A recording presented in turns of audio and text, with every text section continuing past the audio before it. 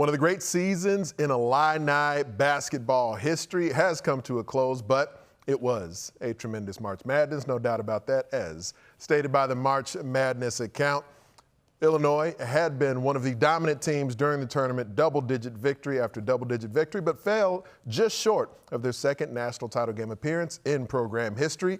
And afterwards, Dave Refson caught up with Brad Underwood. Brad, tough game, obviously. Ultimately, what did you see as the difference in the game? We didn't make enough balls. I just thought that I was even pleased at half down 8. We were 3 of 14. I liked our looks from 3. I thought that we held them to 42% on 2s at the rim. You know, we were very good. We just missed some shots. We missed a ton of layups right at the rim, and and then ultimately we fight our way back and get it to one possession, get a stop, and then we don't get a rebound, and then Mullins hits a 3. So we fought uphill all day because of our offense. We had the best offense in the country all year, but I felt pretty good about our defense. They've held you to your 2 lowest point totals of the year. What is it about them defensively that's given you so much trouble? Oh, we haven't shot the ball very well in either game, and we didn't shoot the ball very well in the Garden against them. I don't know if there's one thing specific. I just think it was a night the ball didn't go in, and they seemed to have the ball hit the rim 3 or 4 times and always fall in, and that's just kind of one of those nights, the way the basketball gods work. What was your message to your guys afterward? Yeah, I stink in these days. I hate the abruptness of the end, and I'm 62 years old. These guys gave an old man a lot of joy, and I think they gave the Illini Nation a lot of joy. And we didn't have very many bad practices all year. We had 112 of them. And Kylan Boswell, A.J. Redd, who was the Final Four Scholar Athlete of the year, of the tournament. Ben Humerkaus, all those guys came here, and they'll be loved. We'll hang banners and we'll celebrate it. But for the most part, I think everybody appreciates that they played for the name on the front of the jersey, not the one on the back. They sacrificed, and they're just wonderful kids. I know it's hard to take solace in it right now, but an amazing run. It's been a lot of fun to cover. Congratulations on getting to this point, and thanks a lot for your time. Thanks, Dave. Appreciate it. One of the reasons that the Illini season has come to a close, of course, UConn, an exceptional program in the midst of historic winning, but they just shot it really well against Illinois. Only twice all time has a team made 10+ threes while having fewer than 5 turnovers in a Final Four game. Both have been UConn who've done that back in 2024 and on Saturday versus the Illini.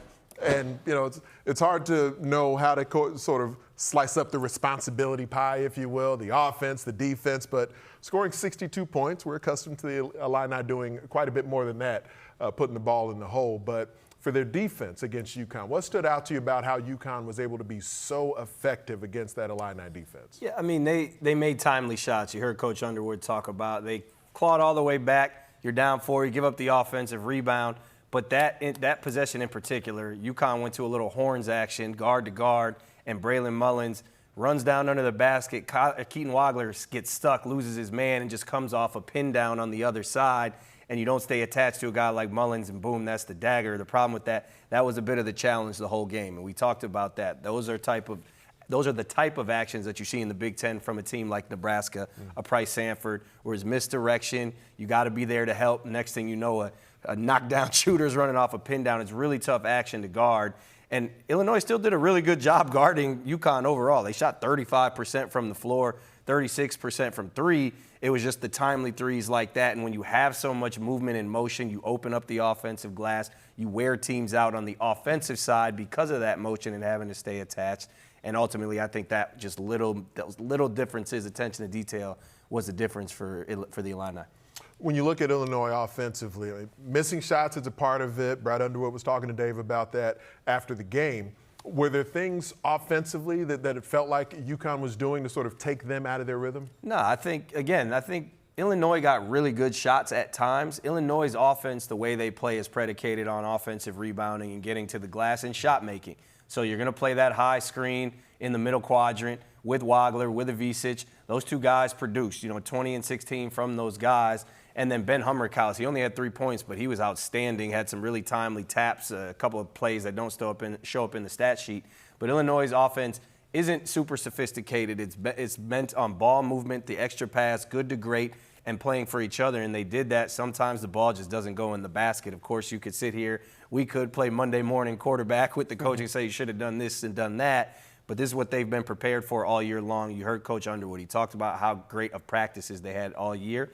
It just didn't translate on Saturday night, but a heck of a season for those guys. And UConn's certainly not the first team we've seen try to get a little bit physical with Keaton Wagler as he's in movement and trying to find some free space out there. They've dealt with that before, but when you look at the way that Illinois was able to sort of surge back into the game at times in the second half, was there something that was encouraging about how they were able to do that? Yeah, I think, again, they're never out of a game because of the way that they rebound the basketball. And when you have a guy like Keaton Wagler who can make shots. I know Kylan Boswell, outstanding college career. He's obviously going to want that game back, not one of his best. But then you get the bench play from Hummerkaus. You get the offensive rebounding from Avicic. Mirkovic was great. You wish you could have got a little bit more from Stojakovic. But again, this UConn team is experienced. They know how to stifle you. And at the end of the day, they just had a little bit more than the Illini. And again, Keaton Wagler goes 2 for 10 from 3. How many times you can sit here and say, oh, yeah, you could have done something different. How many times have we watched that kid all year long take over games, make those shots? It just literally didn't go in. It's not a lot to it sometimes. Now, for the Illini, I mean, we'll see where things go with Keaton Wagler and his potential NBA future, the Balkan Five, and what Brad Underwood has been able to do in recruiting. There is such depth and versatility to this team. Brad Underwood's been a bit of a chameleon. Do you see the style of play from the Illini this season continuing moving forward? Because we've seen Underwood in his years leading things in Champaign do all kinds of different approaches to how to sort of skin this winning cat. But do you think this is a version of basketball for Illinois that'll be sustainable? I think the only person, because Brad Underwood is so good as a coach committing to different styles, his wife might be the only one. Who knows? We might have to call her and get her up here. But he's such a great coach. We'll see. We saw last year, I think it's been understated this year, he lost Marez Johnson Jr., Kasparas Yakachonis, and Will Riley. Those are 2 draft picks and probably a future draft pick, and then turned around and went to the Final Four. So no matter the style of play, you're going to lose most likely Keaton Wagler, and you're going to lose Kylan Boswell, but there's no reason to panic in Champaign. I think the one thing, if you are to kind of press that button, it is Kylan Boswell's leadership, and what he's done over the past couple of years in that role would be the concern to me. But I would make no mistake about it. Coach Underwood will have them stocked and reloaded. And Rayfeld Davis has talked about it. Not just the winning lottery numbers, but Keaton Wagler, at least one of the great freshman seasons we have ever seen in Big Ten play. If this is the wrap to his Illini career, man, what a season it was. Yeah. And a great story to go with it as well.